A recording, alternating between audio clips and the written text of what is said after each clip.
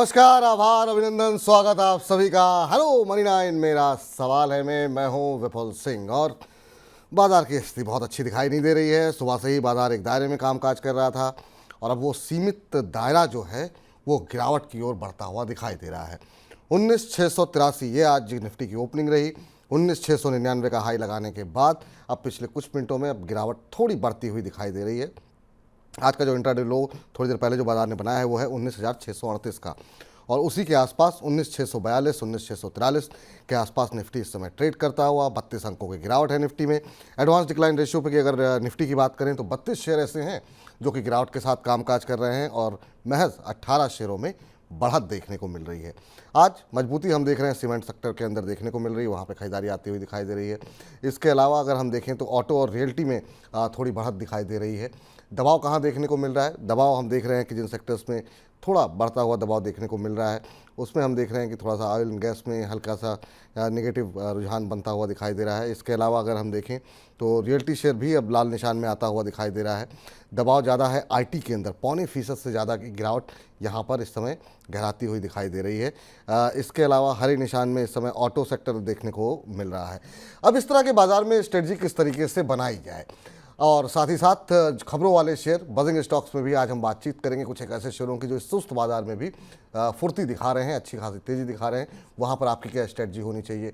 चुन चुन के हमारे सेगमेंट में हम आपको बताएंगे इस गिरते बाजार में कौन से शेयर ऐसे हैं जहाँ पे आप खरीदारी कर सकते हैं। और हमारा खास सेगमेंट वाह क्या आईपीओ है में आज हम खास मैनेजमेंट से भी बातचीत करेंगे। जेएसडब्ल्यू इंफ्रा के क्या कुछ फंडामेंटल्स कह रहे हैं, आपको अप्लाई करना चाहिए कि नहीं करना चाहिए, बाकी जो आईपीओस खुले हैं वहाँ पे आपकी क्या स्ट्रेटजी होनी चाहिए। तो इन तमाम पहलुओं पर बातचीत होगी अगले 1 घंटे तक। लगातार बने रहिए हमारे साथ और आपके प्रश्नों के उत्तर तो दिए ही जाएंगे। अब जरा रूबरू करा देते हैं आपको आज के खास मेहमान से। हमारे साथ आज खास मेहमान हैं अरुण मंत्री जी, फाउंडर मंत्री फिनमार्ट के। अरुण जी बहुत बहुत आभार, अभिनंदन, स्वागत आपका सर आज के कार्यक्रम में। पहले तो बाजार पर ही आपकी राय जानना चाहेंगे कि अब फिर से हम एक बार देख रहे हैं कि बाजार एक रेंज में फंस गया है। 600 के नीचे नहीं जा रहा है, ऊपर जो है जो हाई लगने थे लग चुके हैं। अब कैसे इस तरह के बाजार में क्या स्ट्रेटजी अपनानी चाहिए सर? गुड आफ्टरनून विपुल। देखिए, ओवरऑल मार्केट डेफिनेटली प्रेशर में है। 19,600 एक स्ट्रॉन्ग सपोर्ट जोन है, नो डाउट, क्योंकि 61.8 जो रिट्रेसमेंट लेवल आता है वो 19,600 के आसपास ही आता है। तो अगर आप इन्वेस्टर हैं तो 19,500 19,600 जो लेवल है एक अच्छा लेवल है आपको एक्युमुलेट करने के लिए, स्टॉक्स के लिए। पर ट्रेडिंग विपुल जी डेफिनेटली डिफिकल्ट है ऐसे मार्केट में जहाँ पे कंटिन्यूस सेलिंग प्रेशर आपको ऊपर की तरफ नजर आ रहा है। जब भी कोई पॉजिटिव ग्लोबल मोमेंटम भी आता है तभी भी मार्केट सस्टेन नहीं कर रहा है। इवन म्यूटेड ग्लोबल मोमेंटम जैसा कि आज आप देख रहे हैं, 150-200 पॉइंट की गिरावट आपको डाउ जोन्स के फ्यूचर्स में नजर आ रही है। तो इसी वजह से मार्केट में ऊपर के लेवल से अच्छी प्रॉफिट बुकिंग भी देखने को मिल रही है। तो ओवरऑल ट्रेडिंग के लिए डेफिनेटली विपुल जी काफी डिफिकल्ट मार्केट है। 19,600 मुझे लग रहा है अगर होल्ड करता है तो मार्केट स्टेबल रहेगा, वरना एक सेलिंग और आ सकती है। जहां तक इन्वेस्टर्स की बात है, ये एक अच्छा लेवल है 19,600 19,550 फॉर 50 डे मूविंग एवरेज भी आ रहा है, जो कि यूजुअली टेक्निकल लैंग्वेज में कहते हैं कि एक अच्छा एक्यूमुलेशन जोन भी रहता है। अगर आपको स्टॉक्स एक्यूमुलेट करना है तो अच्छे लेवल्स मिल रहे हैं। पर ट्रेडिंग अगेन अगर आप करते हैं तो 19,550 19,600 जैसा आज का आपका रिस्क एपेटाइट है निफ्टी में, वो स्टॉप लॉस जरूर लगा के रखें। 19,500 से 19,750 ये रेंज मुझे लग रही है परसों की एक्सपायरी तक मार्केट में रहनी चाहिए। हम्म चलिए, अब काफ़ी सारे दर्शक जो है कार्यक्रम शुरू होने से पहले से ही अपने प्रश्न भेजने लगते हैं और अब प्रश्नों की बौछार हो रही है, तो एक एक करके तमाम प्रश्नों के उत्तर दिए जाएं। शुरुआत करते हैं गुरमीत सिंह जी के प्रश्न के साथ। और गुरमीत सिंह जी ने प्रश्न पूछा है गेल को लेकर के। इनके पास गेल के शेयर इन्होंने 126 रुपये 11 पैसे पे लिए हुए हैं। 1,015 शेयर इनके पास हैं सर, और ये 3 महीने के लिए इसे होल्ड करना चाह रहे हैं। अभी अगर हम देखें तो गेल में जो स्थिति देखने को मिल रही है 122 123 के आसपास ये शेयर फिलहाल ट्रेड करता हुआ दिखाई दे रहा है। किस तरीके से देख रहे हैं सर आप इसे? पिछले 5-6 महीने में 17-18% के आसपास चला है शेयर। ओवरऑल इस सेक्टर पे आपकी राय और कैसे क्या इनको सलाह देंगे आप? देखिए बिल्कुल जी, ओवरऑल एक आउट परफॉर्मर रहा है और बड़े अच्छे मोमेंटम में स्टॉक रहा है। पर नो डाउट लास्ट 6 दिनों में मार्केट की गिरावट के साथ थोड़ा बहुत नीचे आया है, पर अभी भी बड़ा आउट परफॉर्मर नजर आ रहा है। तो स्टॉक को डेफिनेटली होल्ड करके चल सकते हैं। पर चूंकि इनका व्यू शॉर्ट टर्म का है, 2 से 3 महीने यूजुअली शॉर्ट टर्म ही माना जाता है, तो 116 के नीचे अपना स्टॉप लॉस जरूर मेंटेन करें। 116 जो है इसका एक लोअर बैंड है बॉलिंगर का, और 50 डे मूविंग एवरेज के नीचे का लेवल है। अगर 116 के नीचे जाएगा तो स्टॉक में वीकनेस बढ़ सकती है। तो स्टॉप लॉस थोड़ा दूर है, पर 116 का स्टॉप लॉस लगाएं। मार्केट में मोमेंटम आता है तो मुझे लग रहा है 129 पहला टारगेट रहेगा। 129 के ऊपर निकलता है तो 136 तक के टारगेट देखने को मिल सकते हैं। तो 15 रुपए की मोमेंटम अभी आ सकती है स्टॉक में। 116 के स्टॉप के साथ होल्ड करें और 139 और 136 दो टारगेट ऊपर में बना के। चलिए, तो उम्मीद करते हैं आपको गुरमीत जी संतुष्ट होंगे उत्तर से आप। इस बीच अगले दर्शक रजत माहेश्वरी जी हैं जिन्होंने अपना प्रश्न भेजा है हमें, और रजत जी कह रहे हैं good afternoon sir. Very good afternoon Rajat ji, कैसे हैं आप? और इन्होंने डीमार्ट के ऊपर प्रश्न भेजा है। 10 शेयर इन्होंने डीमार्ट के ले रखे हैं और इनकी खरीद 3800 रुपये के आसपास की है। अभी 3649 का भाव देखने को मिल रहा है। सर, अब देखा जाए तो अगर एक साल में देखें करीब 16-17% के आसपास का नेगेटिव रिटर्न इस शेयर ने दिया है।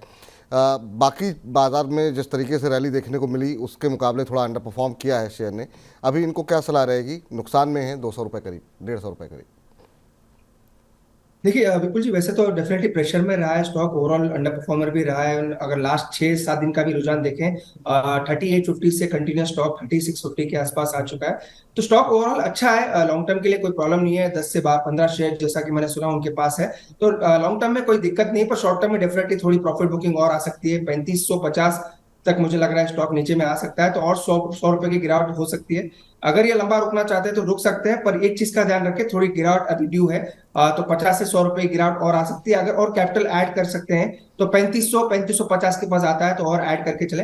लॉन्ग टर्म में स्टॉक मुझे लग रहा है काफी अच्छा कर सकता है। एक ही चीज की दिक्कत है, इन्फ्लेशन अगर बढ़ता है तो थोड़े इन स्टॉक्स पे इफेक्ट करता है सेंटिमेंटली। अगर इन्फ्लेशन स्टेबल रहता है तो मुझे लग रहा है वापस स्टॉक ऊपर के लेवल सिखा सकता है। चलिए, इस बीच जो है संगीता जी का प्रश्न ले लेते हैं। संगीता सिंह जी का प्रश्न है SBFC के ऊपर।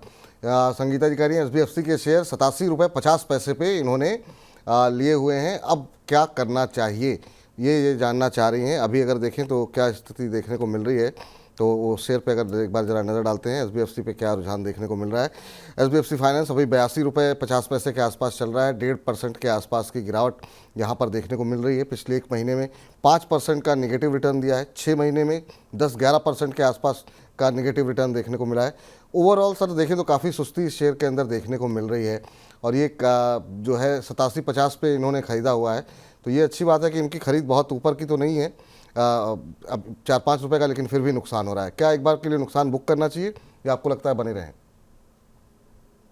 विपुल जी, टेक्निकली तो बड़ा डेटा नहीं है क्योंकि रिसेंटली लिस्टेड है। बिल्कुल। 82 का आसपास का लो है। तो अगर यूजुअली यही बोला जाता है लिस्टिंग के जो लेवल्स है उसके नीचे का अपना स्टॉप लॉस जरूर लगाए जो भी नई लिस्टिंग होता है। तो 82 की लिस्टिंग है, 82.3 के आसपास चल रहा है, तो मुझे लग रहा है 80 का स्टॉप लॉस जरूर मेंटेन करें। 80 के नीचे जाएगा तो स्टॉक में वैसे तो टेक्निकल लेवल्स नहीं है, पर हो सकता है वीकनेस और बढ़ सकती है। तो 2 रुपए का और रिस्क ले सकते हैं, 80 का स्टॉप लॉस लगा के रखें। अगर यहाँ से ये स्टॉक पलटता है तो वापस हो सकता है 87 88 तक जा सकता है, तो उनके लेवल्स के आसपास आने के चांस भी है। तो 80 का स्टॉप लॉस ला के स्टॉक को होल्ड करें। कॉस्ट भी आता है तो बेटर है स्टॉक से निकलें। ठीक, आपके भाव पे मिल जाए संगीता जी तो फिर आप निकल जाइए, ये आपके लिए सलाह है। 800 शेयर इन्होंने लिए हुए हैं, ये इन्होंने बताया है, तो अभी 2 रुपये का नीचे एक और देख लीजिए, थोड़ा और विश्राम कर लीजिए यहाँ पर, लेकिन उससे नीचे जाए तो फिर एक बार लॉस बुक कर लीजिए। नहीं तो कि जैसे जब भी कोई जंप देखने को मिलता है तो अपने भाव के आसपास आपके तो निकल जाइए यहाँ से। चलिए, अगली का जो है शेयर पे बातचीत करते हैं, और ये प्रश्न हमें भेजा है हिना जी ने। अलमस हिना नाम है इनका, और ये इन्होंने 400 शेयर लिए हुए हैं MRPL के। कह रही हैं कि लॉन्ग टर्म का नज़रिया है, और 96 पे इन्होंने लिए हुए हैं। क्या लॉन्ग टर्म के लिए रखा जा सकता है, ये जानना चाह रही हैं। 96 पे लिए हैं, 94 के आसपास 93-80 का भाव इस समय देखने को मिल रहा है इस शेयर पे सर। MRPL सर पिछले 6 महीने के अंदर हमने देखा काफ़ी अच्छा मूव यहाँ पर देखने को मिला है, करीब 80-82%, 84% तक ये शेयर चलता हुआ दिखाई दिया है। क्या एक बार के लिए होल्ड कर सकते हैं इसे? विपुल जी, होल्ड कर सकते हैं क्योंकि क्रूड के मूवमेंट ऊपर जाता है तो यूजुअली इनके सेंटिमेंटली एमआरपीएल चेन्नई पेट्रोल जैसे स्टॉक्स को मोमेंटम आपको देखने को मिलता है। और रिसेंटली अगर स्टॉक भी देखें तो ज्यादा करेक्ट भी नहीं हुआ है, स्टॉक में स्ट्रेंथ भी है। डेफिनेटली होल्ड करें, स्टॉप लॉस मेंटेन करें 91 के नीचे। 91 जो है इसका रिसेंट 6 या 7 दिन का लो है। अगर वो 91 का लेवल ब्रीच करता है स्टॉक में वीकनेस बढ़ सकती है, तो डेफिनेटली होल्ड करें, 91 का स्टॉप लॉस लगाएं। ऊपर में 97 से 98 मुझे लग रहा है पहले टारगेट्स रहेंगे। वहां पे वो निकल जाए तो बड़े ऊपर के टारगेट्स देखने को मिल सकते हैं। तो होल्ड करें, स्टॉक अभी भी मोमेंटम में है, और 91 का स्टॉप लॉस जरूर लगा के। क्रिकेट प्रो न्यूज़ के नाम से इन्होंने अपनी आईडी बताई है, अपना नाम भी लिख दिया कीजिए सर। चलिए, कोई बात नहीं। इनका प्रश्न है साउथ इंडियन बैंक को लेकर के। ये शेयर खरीदना चाह रहे हैं, कह रहे हैं क्या इस भाव पर लेना सही है या फिर अभी और गिरावट आ सकती है, और कहाँ तक के टारगेट यहाँ पर देखने को भविष्य में मिल सकते हैं। साउथ इंडियन बैंक सर बीच में हमने देखा किस तरह की रैली, एक शानदार रैली देखने को मिली तमाम मिड कैप पीएसयू बैंकों के अंदर। अभी 25 रुपये 75 पैसे के आसपास ये शेयर चल रहा है। आज थोड़ा सा दबाव देखने को मिल रहा है, लेकिन एक महीने में करीब 11-12% के आसपास की रैली देखने को यहाँ पर मिली है और पिछले 6 महीने में 54% का रिटर्न दिया है। अभी क्या करना चाहिए? खरीदारी, नई खरीदारी से बचना चाहिए या आपको लगता है अभी भी खरीदा जा सकता है? विपुल जी, स्टॉक तो वैसे काफी बड़ा रनअप दे चुका है, पर टेक्निकली देखें तो 24 या 23 के आसपास मुझे लग रहा है वापस स्टॉक एक बार आना चाहिए नीचे में, जो कि 21 डे मूविंग एवरेज है, तो वापस रिट्रेस्टिंग वो स्टॉक की होनी चाहिए। उधर से इसका ब्रेकआउट भी देखने को मिला है, तो 22 से 24 इसके बीच में एक्यूमुलेट करें स्टॉक को। फिलहाल थोड़ा थोड़ा करेक्शन ड्यू है, 24 के नीचे मिलता है, 22 तक भी आता है, 22 से 24 के बीच में धीरे धीरे बाई करें। मुझे लग रहा है स्टॉक अच्छा कर सकता है आने वाले दिनों में, 22 से 24 के बीच में एक्यूमुलेट करें। 28 से 30 ये दो टारगेट्स ऊपर में देखने को मिल सकते हैं। एक ही चीज का ध्यान रखें, चूंकि मिड कैप है, मिड कैप काफी चल चुके हैं और स्पेसिफिकली छोटे बैंक्स तो सभी को पता है बड़ा रनअप दे चुके हैं, तो वो चीज का ध्यान रखें कि रिस्क काफी हाई है। पर अगर बेस्ट एड ऑन या बेस्ट एंट्री का लेवल अगर देखता है तो 22 से 24 के बीच में ही बने।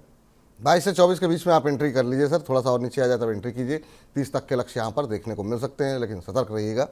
इस बीच राजन जी करें नमस्कार। विपुल जी, मनी 9 की टीम को नमस्कार। नमस्कार राजन जी, कैसे हैं आप?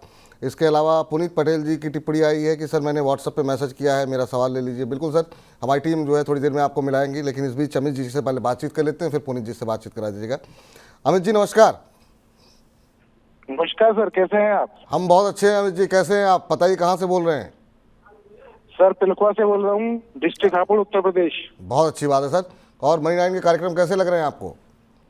बहुत अच्छे लगते हैं सर, डेली सुनता हूँ, डेली देखता हूँ। बहुत बहुत धन्यवाद सर, बहुत बहुत शुक्रिया आपका कार्यक्रम देखने के लिए। बताइए क्या पूछना चाह रहे हैं सर आप? सर मैं ये बोल रहा था, मेरे पास साउथ इंडियन बैंक के शेयर हैं 200, अच्छा। 25 रुपये 70 पैसे पर। 25 रुपये 70 पैसे पे, अच्छा। और सर मेरा 3 महीने का नजरिया है। 3 महीने का ही नज़रिया है।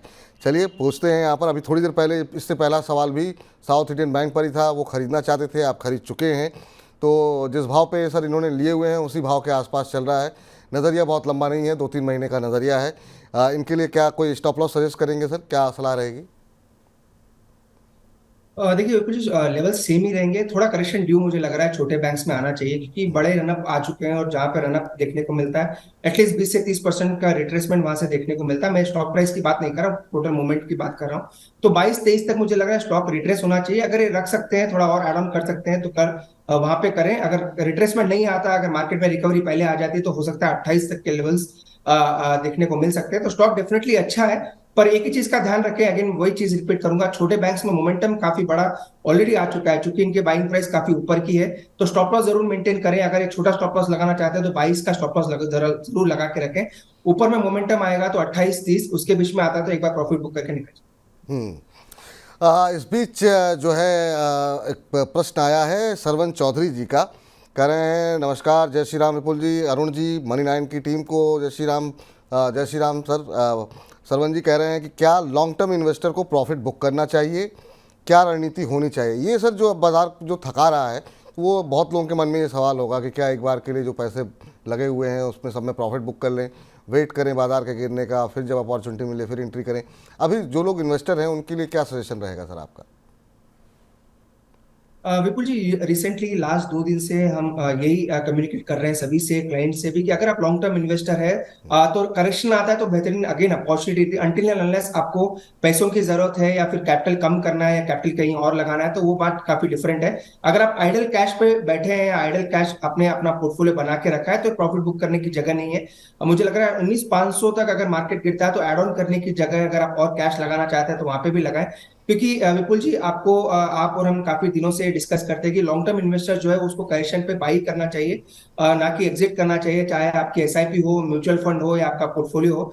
तो ऐसे कोई दिक्कत वाली बात नहीं है। एक ही चीज मुझे दिक्कत लगती है विपुल जी मार्केट में, यूएस की तरफ से नेगेटिव न्यूज काफी आ रहे हैं, उनके रेटिंग डाउनग्रेड की बातें चल रही है। सेकेंड 30 सितंबर को एक जो बिल का ड्यू डेट है वो अगर वो पास हो जाता है तो हो सकता है मार्केट में स्टेबिलिटी नजर आए। तो थोड़ी बहुत दिक्कत यूएस से डेफिनेटली है, और यूएस से दिक्कत बढ़ती है तो आपको ही पता है इंडियन मार्केट्स पे भी उसका असर देखने को मिलेगा।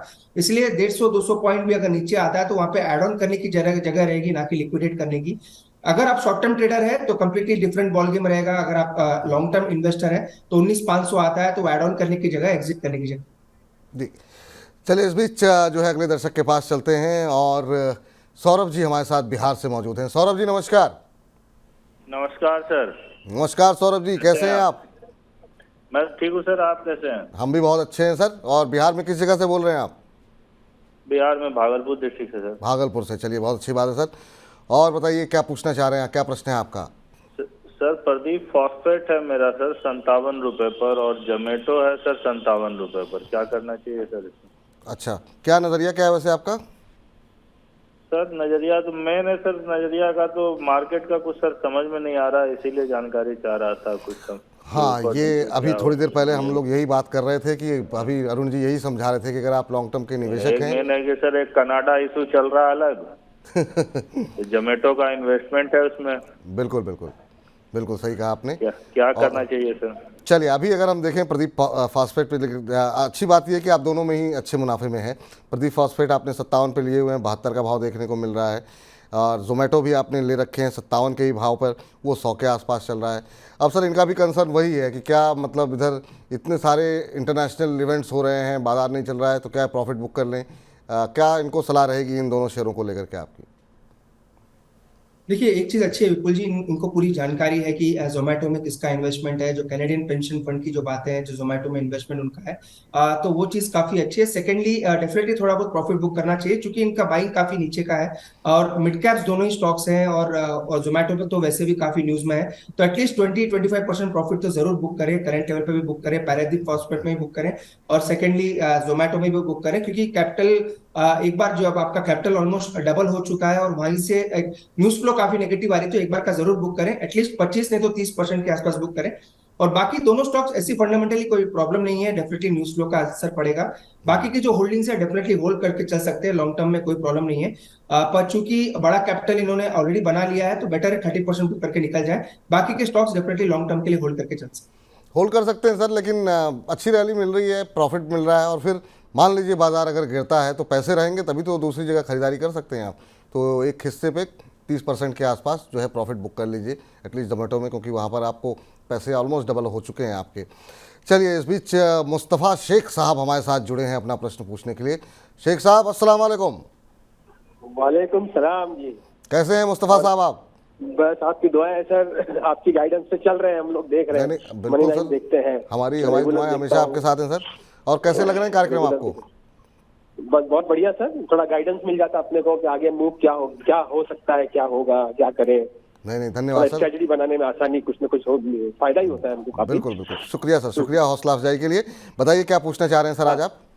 सर ये रैलीज इंडिया मैं 215 का कुछ भाव है मेरा जी जी। तो, और मैं इसको बाद में और अगर डाउन आता है तो मैं इसको अक्यूमुलेट भी करना चाहता हूँ, और थोड़ा वॉलेटाइल भी कम रहता है, केमिकल सेक्टर में है, तो इसलिए सोच रहा था कि अभी बाजार तो ऑल टाइम हाई चल रहा है समझ लो, तो मुझे थोड़ा पीछा लग रहा था, लेकिन लेने जैसा है, तो एक राय जानना चाहता हूँ। आप अभी खरीदना चाह रहे हैं? बताइए। और खरीदना चाह रहे हैं? हाँ खरीदना चाह रहा हूँ। हाँ पहले मैं लेके काफी बेचा भी हूँ इसको, अच्छा बात 35-40 में, लेकिन अभी मैं सोच रहा हूँ नीचे आया तो 15-15 चल रहा है, थोड़ा ले लूँ क्या इसको? चलिए ठीक है, पूछ लेते हैं। 1000 के लगभग लेना है मुझे, 1000 लेना है। 1000 ठीक है। हाँ 1000 लेना है। 1000 लेने हैं आपको। और जिस अभी जो है एक महीने में करीब बात सही है कि करेक्ट हुआ है शेयर, करीब 8% के आसपास का करेक्शन पिछले एक महीने में देखने को मिला है। सर केमिकल सेक्टर पे आपकी राय क्या है? और इस शेयर में थोड़ा सा ये फैमिलियर है, कई बार जो है नीचे खरीद करके ऊपर इन्होंने बेचा है, तो इसलिए जो है ये यहाँ पर बाइंग करना चाह रहे हैं। आप क्या सजेस्ट करेंगे, क्या ये लेवल सही है या थोड़ा और नीचे आने के बाद खरीदारी करनी चाहिए? विपुल जी काफी अच्छे लेवल्स हैं, अपने 100 डे मूविंग एवरेज के आसपास है, 215 चल रहा है। नेक्स्ट जो मेजर सपोर्ट है वो 205-200 के आसपास है। तो अगर और ऐड ऑन करना चाहते हैं तो करंट लेवल पे भी कर सकते हैं, थोड़ा और कैपिटल बचा के रखें, क्योंकि इनका धीरे धीरे आपको 1000 शेयर के आसपास एक्यूमुलेट करना है। तो 215 चल रहा है, ये भी एक अच्छा लेवल है बाई करने के लिए। नेक्स्ट जो मेजर सपोर्ट रहेगा, अगर करेक्ट होता है मार्केट में, जैसा कि सभी को पता है, अगर मार्केट करेक्ट होगा तो अच्छे से अच्छे स्टॉक्स भी नीचे जरूर गिरेंगे। तो अगर मार्केट के साथ करेक्शन आता है 205-200 के बीच में मिलता है, तो और वहां पे strong support zone overall stock में नजर आ रहा है। तो 200 से 215 का जो लेवल है विपुल जी काफी स्ट्रॉन्ग लेवल है। इनके बीच में कभी भी स्टॉक्स आपको रिट्रेस होते हुए नजर आए तो धीरे धीरे स्टॉक एक्यूमुलेट करके चल सकते हैं। इसका जो टारगेट निकल के आ रहा है 235 से 240 इसका इमीडिएट टारगेट रहेगा। 240 के ऊपर निकलेगा तो बड़े ब्रेकआउट्स देखने को मिल सकते हैं, पर जो एक्यूमुलेशन जोन है 200 से 215 इसके बीच में जब भी स्टॉक आपको नीचे मिलता रहे वहां पे एक्यूमुलेट जरूर करना चाहिए। चलिए मुस्तफ़ा साहब, आपकी रिसर्च बड़ी अच्छी रही, और अरुण जी ने भी उसमें मोहर लगा दी है। 215 के आसपास चल रहा है, थोड़ा और नीचे आ जाने दीजिए। 200 से 215 के बीच में आपको थोड़ा थोड़ा करके जितना भी आप 1000 शेयर खरीदना चाह रहे हैं खरीदते रहिए। जैसे जैसे नीचे आए ऊपर के लिए 240, 235-40 के पहले लक्ष्य, और उसके बाद अगर तेज़ी और बढ़ती है तो फिर और ज़्यादा वहाँ पर मुनाफा आपको मिल सकता है। चलिए, इमरान अहमद साहब हमारे साथ जुड़ चुके हैं फ़ोन लाइन पे। अब अगले दर्शक, इमरान साहब नमस्कार। जी नमस्कार सर। कैसे हैं इमरान साहब, आप कहाँ से बोल रहे हैं? सर मैं ठीक हूँ सर, मैं बनारस से बात कर रहा हूँ। ओह, बहुत अच्छी बात है सर। और वाराणसी तो वाकई में मतलब जब भी जाते हैं बड़ा खूबसूरत शहर है। बताइए सर, क्या पूछना चाह रहे हैं आप? जी सर, मैंने सिप्ला का 650 रुपये में 100 शेयर ले रखा है और सुवेन फार्मा का 100 शेयर मैंने 425 के भाव में लिए हुए हैं। तो अभी मैं होल्ड करूँ या सेल करके निकल जाऊँ? सिप्ला किस भाव में बताया सर आपने? 650। 650 कब लिए थे सर आपने ये? सर ये मैंने लिए थे लॉकडाउन के बाद, जब मार्केट गिरा था उस टाइम के। ये सिप्ला के शेयर है जी, और जी। सुवेन फार्मा के ये उसके बाद मैंने लिया था, कुछ टाइम के बाद। ठीक। हालांकि ये शेयर पिछले अगर 1 महीने की बात करें तो 3-4% का नेगेटिव रिटर्न दिया है, लेकिन आपकी तो बल्ले बल्ले है सर अभी तो, क्योंकि आपको ऑलमोस्ट जो है डबल आपको प्रॉफिट यहाँ पर होता हुआ दिखाई दे रहा है। पूछते हैं फार्मा पे अभी क्या रुख अपनाना चाहिए। सर फार्मा इन्होंने बहुत सही टाइमिंग पे लिया। हालांकि बीच में हमने देखा काफ़ी अंडर परफॉर्मेंस देखने को मिली, लेकिन इनकी प्राइस काफ़ी अच्छी रही, जिसकी वजह से ये अच्छे प्रॉफिट पर हैं। अभी क्या करना चाहिए सर? सिप्ला पे आपकी राय पहले जानना चाहेंगे, उसके बाद सुवेन पे। देखिए विपुल जी, ओवरऑल स्टॉक दोनों भी अच्छे हैं। दोनों का ट्रेंड भी काफी पॉजिटिव है। सिप्ला तो वैसे भी एक बुलिश फ्रंटलाइन फार्मा स्टॉक है, तो कोई प्रॉब्लम नहीं है, दोनों स्टॉक को होल्ड करके चल सकते हैं। एक ही चीज है, अगर आप सुवेन फार्मा जो मैंने सुना, अगर सुवेन फार्मा बाई इन्होंने किया तो एक ही चीज का ध्यान रखें, ओपन ऑफर की जो बात चल रही है वो हो सकता है सुवेन फार्मा में आता हुआ नजर आए। 530 के आसपास चला है, तो उस चीज का ध्यान जरूर रखें। जहां तक सिप्ला की बात है, सिप्ला मुझे लग रहा है शॉर्ट टर्म डेफिनेटली नेगेटिव है, क्योंकि जो बिजनेस सेल की बातें चल रही है उसी वजह से स्टॉक में जरूर प्रेशर है। ये स्टॉक काफी अच्छा है वैसे, ऊपर में मुझे लग रहा है वापस 1250 तक जा सकता है। 1100 का ट्रेलिंग स्टॉप लॉस जरूर लगा के रखें। 1100 जो है इसका 100 डे मूविंग एवरेज है, अगर उसके नीचे जाएगा तो स्टॉक में हो सकता है एक साइडवेज कंसोलिडेशन भरा देखने को मिल सकता है। क्योंकि इनके लेवल काफी नीचे के हैं तो होल्ड करके चलें। 1100 का ट्रेलिंग स्टॉप लॉस लगाएं। ऊपर में जो टारगेट्स नजर आ रहे हैं 1250 1275 के नजर 1250 1275 तक के टारगेट आपको देखने को मिल सकते हैं कि स्टॉप लॉस 1100 के आसपास का लगा लीजिए। ये आपके लिए सलाह है। शॉर्ट टर्म में थोड़ी गिरावट देखने को मिल सकती है। डॉक्टर ऋत्विक राजगौर जी ने प्रश्न पूछा है और इनका प्रश्न है एफएल इंडिया के बारे में। कह रहे हैं कि 2 से 3 जो है साल के लिए ये लगाना चाह रहे हैं और इसमें ये 50% मुनाफा चाहते हैं एफएल इंडिया में 3 साल के अंदर। और ये अच्छी बात है कि इन्होंने अपना लक्ष्य जो है वो पूरा स्पष्ट रखा हुआ है। कंपनी कैसी है सर? क्या वाकई में 3 साल में इनको 50% का टारगेट यहाँ पे अचीव होता हुआ दिखाई देगा जो इन्होंने सोचा हुआ है? अभी अगर हम देखें तो थोड़ी सी सुस्ती रही है, हालांकि पिछले 6 महीने में करीब 15% के आसपास का रिटर्न दिया है। 1 साल में 10% का नेगेटिव रिटर्न दिया है। तो क्या यहाँ पर पैसे लगाना सही रहेगा 50% के रिटर्न के लिए? देखिए विपुल जी, स्टॉक तो अच्छा है, काफी हेवीली लोडेड भी है, काफी लोगों के रेडार पे भी रहता है, तो स्टॉक वैसे अच्छा है। पर 50% गेन जल्दी अगर 1 साल में मिलेंगे नहीं मिलेंगे ये डिपेंड करता है अगेन मार्केट 3 पे साल और का रिजल्ट्स नजरिया पे। था, तो 3 साल का 2 से 3 साल में मुझे लग रहा है हो सकता है इसमें 50% अच्छा गेन्स मिल सकता है, क्योंकि ओवरऑल स्टॉक बेहतरीन है। एक ही चीज का इसमें है कि स्टॉक वाइडली क्या कह सकते हैं, काफी उम्मीदें हैं स्टॉक से सभी लोगों को और काफी वाइडली लोगों के पोर्टफोलियो में भी आपको नजर आ जाएगा। तो वो चीज का जरूर ध्यान रखें कि इसके रिजल्ट्स कैसे आ रहे हैं हर क्वार्टर पे, वो आप जरूर ध्यान रखें। अगर रिजल्ट्स अच्छे आ रहे हैं तो वैसे वैसे आप और ऐड भी करके चले। जहां तक बेस्ट बाइंग की लेवल की बात है, 1040 1020 ये जो लेवल्स है ये अच्छे लेवल्स होंगे। अगर वहां पे आते हैं तो वहां पे डेफिनेटली आप बाई करके चल सकते हैं। अगर आपको ऑलरेडी बाइंग है तो वहां पे एड ऑन करके भी चले। जहां तक टारगेट्स की बात है विपुल जी, 1350 मुझे लगा इसका टारगेट रहेगा। 1350 के ऊपर निकलता है तो बड़े टारगेट्स टेक्निकली देखने को मिल सकते हैं। स्टॉप लॉस लगाना चाहते हैं तो 1000 के नीचे जरूर लगाएं। 1000 के नीचे इसका जो बेस है वो काफी स्ट्रॉन्ग अभी बना हुआ है, तो स्टॉप लॉस के साथ ही जरूर इन्वेस्ट करें। 1000 का स्टॉप लॉस लगाएं। 1040 1030 आता है तो और ऐड भी करके चलें। जहां तक टारगेट्स की बात है 1350 का फर्स्ट टारगेट मुझे स्टॉक में नजर आता है। 1350 फर्स्ट टारगेट यहाँ पर नजर आता हुआ दिखाई दे रहा है। चलिए अगले दर्शक से बातचीत करते हैं। पुनीत पटेल जी हमारे साथ जुड़े हैं। पुनीत जी नमस्कार। नमस्ते सर। कैसे हैं पुनीत जी आप? बढ़िया सर, आप कैसे हो? हम बहुत अच्छे हैं सर। और कहाँ से बोल रहे हैं आप? मैं राजनांदगांव छत्तीसगढ़ से बोल रहा था। अच्छा, छत्तीसगढ़ से बोल रहे हैं, बहुत अच्छी बात है सर। और अब नाराजगी तो नहीं है? आपने बताया कि व्हाट्सएप पे आपने मैसेज किया हुआ, हमने कहा सबसे पहले आपसे नहीं वो क्या इस टाइम थोड़ा लंच टाइम रहता है ना, इसीलिए। नहीं बिल्कुल, बताइए सर क्या प्रश्न है आपका? सर वो मेरा IRFC जो है ना शेयर, उसमें मेरे को इन्वेस्ट करना है। अच्छा, तो क्या ये सही समय है फ्रेश बाइंग का, कि फिर ये इसको एंट्री भी कितने भी ले सकते हैं इसको? ठीक ठीक। और क्या क्या कितने समय के लिए आप लेना चाह रहे हैं? वो तो अब जैसा शेयर उठेगा तो फिर उस हिसाब से देखूंगा मैं। ऐसे शॉर्ट टर्म के लिए बता दीजिए, लॉन्ग टर्म के हिसाब से भी बता दीजिए। ठीक है, बिल्कुल बिल्कुल। पूरे मतलब रेलवे पैक में हमने देखा एक शानदार मूव देखने को मिला, खबरों भी काफ़ी सारी रहीं, ऑर्डर भी आते हुए दिखाई दिया IRFC में और बाकी जो कंपनियां रहीं। सर क्या सलाह रहेगी? अब एक महीने में ही 57% बढ़ चुका है ये शेयर और 76 के आसपास अभी चल रहा है। 6 महीने के अंदर करीब करीब 200%, 195% की रैली आ चुकी है। अब ऊपरी स्तरों से थोड़ा हल्का हो रहा है। क्या इस रैली के बाद आपको रिस्क टू रिवॉर्ड रेशियो कैसा लग रहा है सर? और ये शॉर्ट टर्म लॉन्ग टर्म दोनों नज़रिया इनका ये जानना चाह रहे हैं इस पर। विपुल जी, आपने सही कहा है, ऑलरेडी बड़ी रैली आ चुकी है। बट जहां तक शॉर्ट टर्म की बात है, 70-72 ये लेवल्स बेस्ट एंट्री लेवल्स रहेंगे। दो मूविंग एवरेजेस वहां पे कोलाइड हो रहे हैं। तो जहां तक शॉर्ट टर्म की बात है, थोड़ा वेट करें। 70 से 72 वहां पे आता है तो बेहतरीन ट्रेडिंग अपॉर्चुनिटी मिल सकती है। तो वहां पे जरूर बाई करके रखें शॉर्ट टर्म के लिए। 68 का स्टॉप लॉस ला के वहां पे बाई करें। अगर 73 भी आता है तो वो भी एक अच्छा लेवल रहेगा शॉर्ट टर्म के लिए। जहां तक लॉन्ग टर्म एक्यूमुलेशन की बात है विपुल जी, लॉन्ग टर्म डेफिनेटली स्टॉक बेहतरीन है, आने वाले दिनों में भी अच्छा कर सकता है। एक ही चीज का ध्यान रखें, इसमें OFS आने की बात गवर्नमेंट की तरफ से चल रही है। वो जब आएगा तो थोड़ा बहुत हो सकता है करेक्शन भी देखने को मिले, तो उस करेक्शन में भी और एड ऑन करके चलना चाहिए। तो शॉर्ट टर्म में डेफिनेटली 72-73 आता है तो बाई करके चलें। 68 का स्टॉप लॉस ला के बाई करें।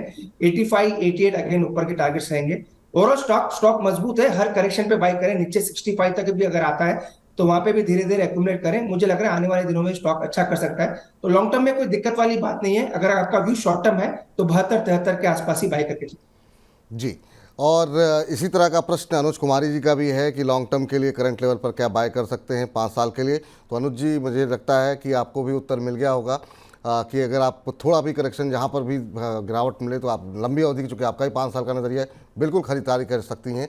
हर गिरावट में आप खरीदारी करके थोड़ा थोड़ा करके खरीदारी करते रहिए और आने वाले समय में जो लक्ष्य बताए गए हैं आपको 85-88 वो भी आपको देखने को मिलेंगे। OFS आने पर थोड़ा सतर्क रहिएगा, जब गिरावट आए तो फिर आप चाहें तो और एंट्री कर सकती हैं और ज़्यादा खरीदारी कर सकती हैं।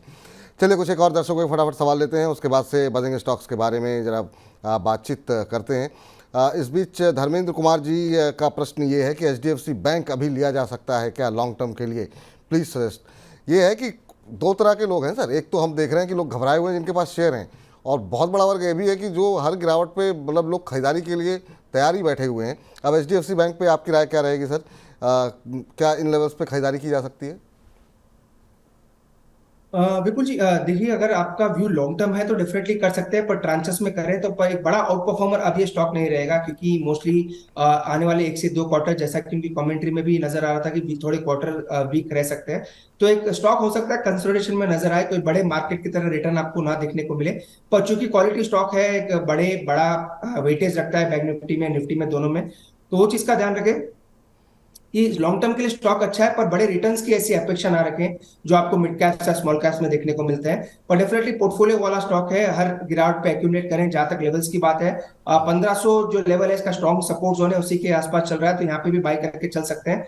पर लोगों की उम्मीद है कि वापस स्टॉक 1800 इमीडिएटली हो जाएगा, 1700 इमीडिएटली हो जाएगा। वो होता हुआ प्लान नजर नहीं आ रहा, क्योंकि हो सकता है आने वाले दिनों में एक लंबा कंसोलिडेशन स्टॉक में चले। पर पोर्टफोलियो में जरूर होना चाहिए 1500-1530 जो स्टॉक चल रहा है वो अच्छे लेवल से बाई करने के लिए। तो धीरे धीरे एक्यूमुलेट करें। मुझे लग रहा है लॉन्ग टर्म में वापस स्टॉक अच्छा करेगा, पर एक बड़ा जंप जो एक्सपेक्ट कर रहे हैं लोग, वो आने की गुंजाइश मुझे फिलहाल एटलीस्ट नेक्स्ट 2 से 3 महीने में लग नहीं। जी सर, एक कंपनी पे और डिस्कशन चाहेंगे आपसे, उसके बाद से फिर हम ब्रेक लेंगे और बजेंगे स्टॉक्स के बारे में बातचीत करेंगे। वो है जियो फाइनेंशियल। काफ़ी सारे सवाल हमारे पास आते रहे हैं और हमने बहुत डिटेल में, जब ये लिस्ट हुई थी तब से हम आपके साथ चर्चा कर रहे हैं। अब क्या करना चाहिए सर? काफ़ी टाइम हो गया, आगे की दिशा को लेकर के लोग कंफ्यूज हैं। क्या अभी पैसे लगाएं? 200 तक बात हो रही थी कि 200 तक आएगा, फिर क्या 200 के आसपास जाएं? और जो लोगों का नज़रिया 5-6 महीने का है उन्हें क्या करना चाहिए? लॉन्ग टर्म के लिए क्या टारगेट आप देख रहे हैं? अभी जियो फाइनेंशियल में जो फ्रेश बाइंग करना चाह रहे हैं उन्हें क्या करना चाहिए? विपुल जी, ये स्टॉक पे हमारी बात भी हुई थी 200-220। हमने जब भी ये कहा था, जब लिस्ट होके 1 या 2 दिन ही हुए थे, वहां पे आता तो बाई करने की सलाह दी थी। वहीं से स्टॉक में मूवमेंट भी आया था, नो डाउट T2T सेगमेंट में था, वापस 260-265 तक ये स्टॉक गया। मुझे लग रहा है स्टॉक अच्छा है। 230 में भी मुझे लग रहा है बाई करके चल सकते हैं। थोड़ा कैपिटल एक ही साथ ना लगाएं। अगर आपको स्टॉक्स धीरे धीरे एक्यूमुलेट करना है तो 220-215 तक नीचे वेट करें। 230 में भी बाई करें, 220 215 तो और एड ऑन करके भी चलें, क्योंकि इन्वेस्टमेंट अगर आप करते हैं तो धीरे धीरे ट्रांचेस में करें, क्योंकि न्यूली सेपरेट हुई है। थोड़ा बहुत बिजनेस मॉडल क्लैरिफाई करना भी अभी काफी इंपॉर्टेंट है कि आने वाले दिनों में कौन से सेगमेंट में कंपनी काम करेगी। तो डेफिनेटली स्टॉक बेहतरीन है, पर एक ही साथ पूरा इन्वेस्ट ना करें। 215 220 आता है तो और एड ऑन करके चलें। स्टॉक ओवरऑल लग रहा है मुझे आने वाले दिनों में अच्छा करना चाहिए। एक साल के लिए सर क्या टारगेट लेके चलेंगे, क्योंकि सवाल काफ़ी आते रहते हैं, तो मैं चाहूँगा कि अगर आप उनको थोड़ा आश्वासन मिल जाए लोगों को तो थोड़ा ज़्यादा बेहतर रहेंगे। बहुत लोग खाली ये पूछते हैं टारगेट क्या हो सकते हैं इसमें। विपुल जी, 280 मुझे लग रहा है पहला टारगेट रहेगा। 280 जहां मुझे लग रहा है वहां तक स्टॉक डेफिनेटली 2023 या 23 एंड तक जाना चाहिए, क्योंकि स्टॉक अच्छा है, पर अभी तक ज्यादा आप कह सकते हैं टेक्निकल डेटा भी नहीं है और ओवरऑल ज्यादा मूवमेंट भी स्टॉक में नजर नहीं आता। पर मुझे लग रहा है 280 तक ये स्टॉक ऊपर में जाना चाहिए। चूंकि बड़ा ग्रुप है, बड़े ग्रुप के साथ ये ताल्लुक रखता है, तो डेफिनेटली अगर रिलायंस में मूवमेंट आएगा तो स्टॉक में भी देखने को मिलेगा। इसीलिए स्टॉक का पोर्टफोलियो में अगर किसी को पास रिलायंस है तो उसके पोर्टफोलियो में तो जरूर रहेंगे ही रहेंगे। पर अगर कोई ऐड भी करना चाहता है तो धीरे धीरे ऐड कर सकता है। 280 तक मुझे लग रहा है स्टॉक जाना चाहिए। थोड़ी क्लैरिफिकेशन और आती है अगले रिजल्ट्स में कि ये कंपनी कैसा कर रही है और कैसे कौन से बिजनेस में ये अपना फोकस करेगी, तो वहां से हो सकता है और क्लैरिटी स्टॉक में आती हुई नजर। ठीक, तो 280 रुपये के लक्ष्य के लिए धीमे धीमे करके खरीदारी करें। कुछ चाहें तो अभी खरीद लें 230 के आसपास, थोड़ा बहुत करेक्शन आता है, बाजार गिरता है तो फिर नीचे खरीद लीजिए। और यहाँ पर फिलहाल के लिए 280 पहला लक्ष्य यहाँ पर देखने को मिल सकता है। पोर्टफोलियो में रखें, ये अरुण जी की सलाह है। एक छोटा सा ब्रेक ले रहे हैं, यहाँ पर तुरंत लौट रहे हैं और ब्रेक के बाद बात करेंगे बजिंग स्टॉक्स की।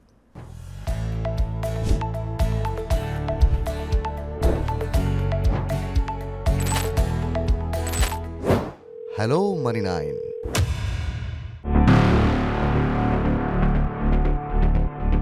हम सभी को चाहिए एक ऐसा निवेश जो आपको रिटर्न भी दे, टैक्स भी बचाए और जीवन बीमा का कवर भी दे। है कोई ऐसा निवेश? एक निवेश है जो ये तीनों काम करता है। ये सब समझना है तो देखिए चैन की सांस केवल मनी 9 पर। और पर्सनल फाइनेंस की खबरों से अप टू डेट रहना है तो मनी 9 के ऐप को जरूर डाउनलोड करें।